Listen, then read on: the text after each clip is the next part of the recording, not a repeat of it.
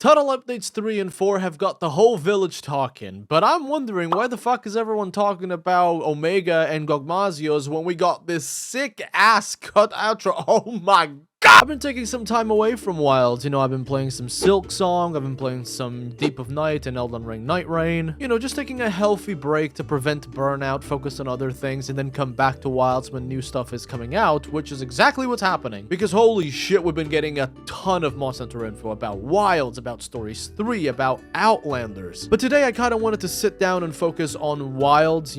Stories 3 has been covered in my channel pretty recently, and I will give Outlanders its own dedicated couple of videos, but today we're focusing on the future of Wilds and its current state. Let's get straight into the more controversial topics, because I want to talk about the things that I think are currently really weighing down Wilds. The obvious issue that I'm gonna say first is performance. It's still very much unacceptable. We're almost like 7 months after the game's release and it's still not looking good. In fact, let's take a look at some of these Steam reviews. Great game, but ass optimization. Stutters for absolutely no reason whatsoever. Dogshit servers. Fix your game, thanks. The gameplay is wonderful, however, the stability of the server connection is terrible. New patch breaks the game for my CPU. And ironically, the worst Monster Hunter experience boils down to this mod fixes this bad part of the game, and I'm a brutal, I'm not reading the rest of that, you get the point. But by far, the review that I resonate with the most is this one. That's some tough shit. I really love Monster Hunter, but the state of the performance of Wilds on PC is just abysmal and you can't defend it. I mean, goodness, we've never seen anything like this before. Or have we? All of the reviews that I just read out to you, they're not for Wilds. They're for Monster Hunter World. Oh, here he goes again. The shill's about to protect the billion-dollar company. Calm down. Hear me out. I'm not doing this to excuse the bad performance. I wholeheartedly believe that Wild's performance issues are unacceptable. The only reason as to why I play and stream and make videos for the game is because I have a very overkill PC that can tank through the performance issues. But yet again, that isn't a defensible point. You shouldn't just turn around to people and say, just get a better PC in the current time and age where like a GPU costs like half the amount of a new car. The real reason I'm highlighting this is because we've had this problem before. Maybe not to the extent of Wilds. I think Wilds' performance issues are far worse than what we had with World, but it's to highlight the fact that at some point, World was also a mess, and it took a long time for it to become the amazing game that it is today. Also, a big shout out to Wreck-It Rye, because it was he who originally did the spiel with the reviews, using World reviews and, comparing them to the Wilds' performance issues. I'm still a recent viewer, have only really been watching his content for a little bit, but, he does make good videos, and I'm using one of his ideas in my own videos as a concept, so I hope that you guys go check him out. If these performance issues made you bounce off Wilds and,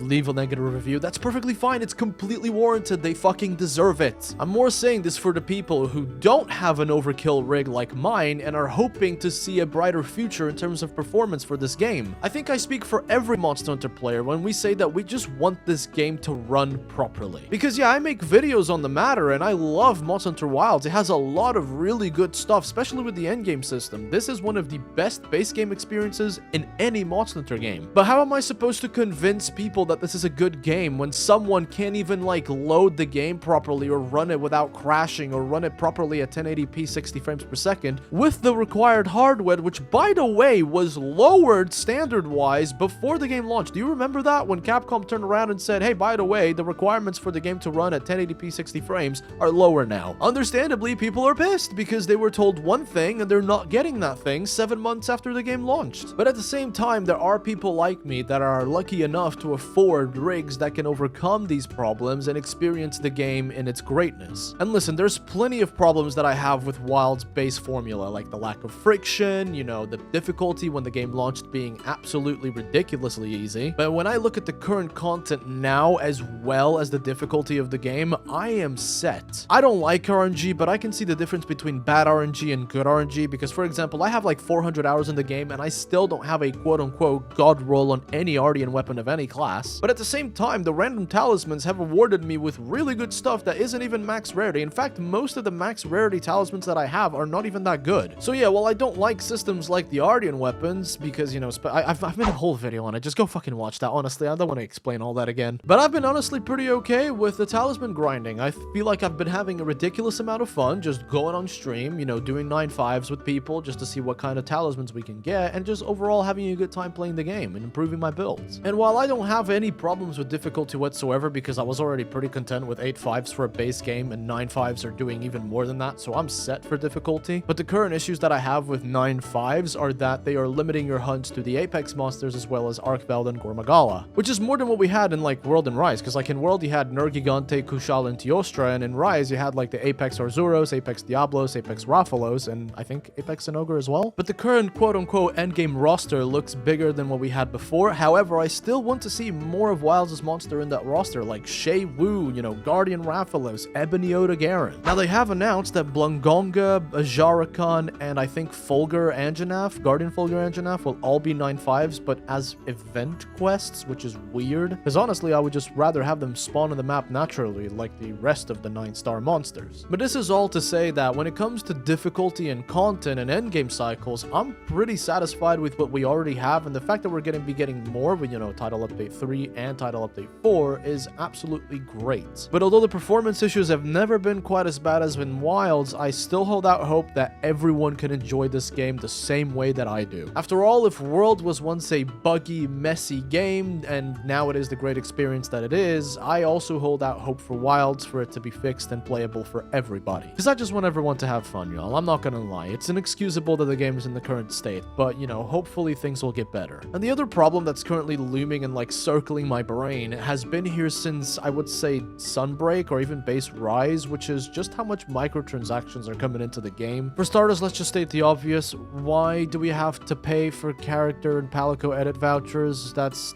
not okay at all. Also, there's a bit of a funny story here, but my character and my main save is stuck looking like Shaggy from Scooby-Doo. This is because of a project video that I made like ages ago with the Arix Gaming crew, where we were like showcasing different characters that people had made in Wilds, and yeah, I used all of the vouchers that I had. Now I'm stuck like this, which is both really funny but also incredibly fucking frustrating, because I would just like to edit my character again, and I know that the only way that I can is if they release more character edit vouchers, which means that I have to spend more money. Now I'll be the first one to call myself out. I am a bit of a hypocrite when it comes to the whole microtransaction thing, because I did buy Gemma's bikini outfit for content.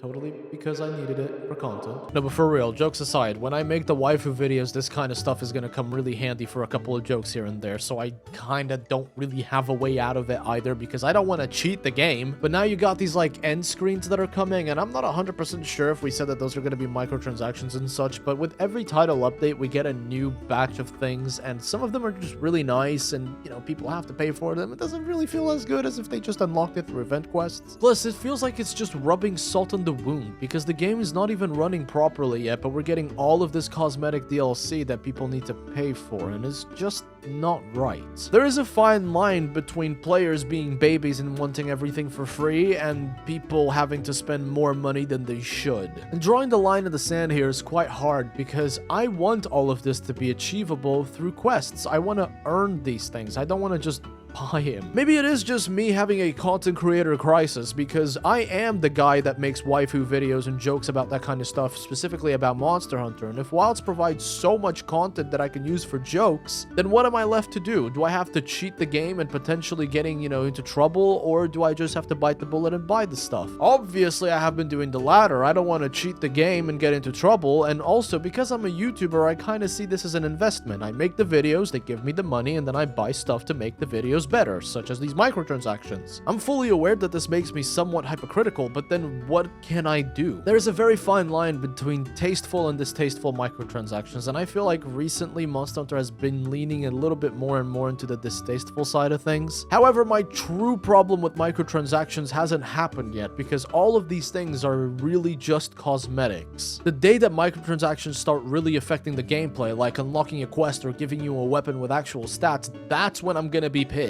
I've played predatory games like that before. I mean, if you guys ever played the MMO Elsword, you know exactly what I mean. That free-to-play title is bullshit. That game is so pay to win. And maybe it is because I've seen the bad side of them that I'm actually kind of okay with how they are implemented in Monster Hunter, because things could be so much fucking worse. And yeah, sorry about the more negative Nancy kind of video today. I just wanted to take a moment to like put into perspective the current situation with Wilds and what I want to have fixed. I still hold out hope for performance, because World had similar issues, although they were not this bad, but And, you know, nonetheless, I just want people to have fun with the game the same way that I'm having fun with the game. Difficulty has been completely fixed for me, although I think things should have been this way from the get-go to stop people from saying that the game was too easy on launch, because, you know, it was too easy on launch. In terms of content, I really don't understand the people that say that there's nothing to do. This is the most packed base game experience, and we're not even, like, at the end of the title updates yet. Though, again, I will say that I'm hoping to see more monsters make it to 9-star status, because,